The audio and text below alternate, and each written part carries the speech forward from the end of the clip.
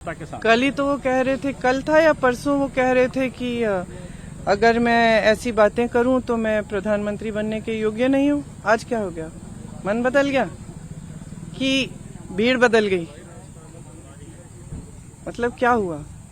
कल कुछ कह रहे हैं, आज कुछ और कह रहे हैं, परसों कुछ और कहेंगे, तो भरोसा कैसे कर सकते हैं हम प्रधानमंत्री के लफ्जों पे? कोई वजन ही नहीं रही उनकी बातों में। सपा और कांग्रेस दोनों को ही यूपी के अंदर वो निशाने पर ले रहे हैं, क्योंकि एक तरफ क्योंकि पहले बयान आया था कि हम 80 में से 79 सीट हम जीते हैं, अखिलेश यादव ने कहा। अरे उन्होंने कहा था 400 पार, अब क्यों नहीं कहते? क्या हो गया? 4 चरण हो गए, अब 400 पार खत्म। अब ये क्यों नहीं निकल रहे ये लफ्ज इनके मुंह से?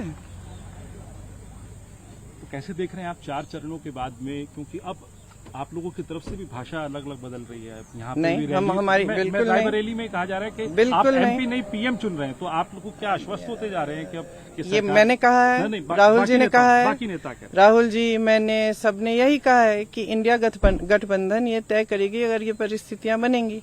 तो ये लफ्ज आप हमारे बदलवाना चाहते हैं तो आप कर सकते हैं, लेकिन हमने तो नहीं बदले। हम शुरू से कह रहे हैं, इस चुनाव की शुरुआत से कह रहे हैं, ये चुनाव जनता के मुद्दों पे लड़वाएगी। हम कह रहे हैं, ये जनता को कह रहे हैं कि अपने मुद्दे पर लड़वाओ। आपके मुद्दे हैं महंगाई, बेरोजगारी, खेती में जो समस्याएं आ रही हैं, मजदूरों की जो समस्याएं हैं, जो मिडिल क्लास की जो समस्याएं, ये समस्याएं हैं, इनके बारे में बात करें प्रधानमंत्री और पूरे जितने भी भाजपा के नेता हैं। और हम शुरू से यही कह रहे हैं, कि इस पे चुनाव लड़ा जाना चाहिए और ये हमारी नीतियां हैं जो हम आपके लिए करना चाहते हैं।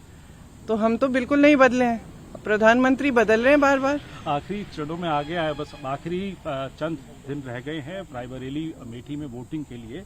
प्रियंका गांधी कितनी आश्वस्त हैं, क्योंकि आप कैंप करे हुए हैं? जीतेंगे, रायबरेली में भी जीतेंगे, अमेठी में भी जीतेंगे।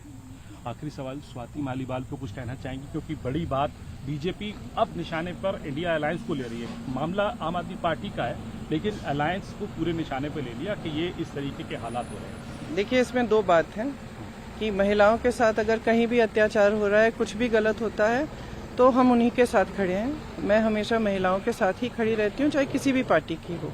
दूसरा, आपने कहा कि आम आदमी पार्टी आपस में डिस्कस करेंगे, वो उनके नेता हैं तो वो आपस में निर्णय लेंगे, ये उन पर है।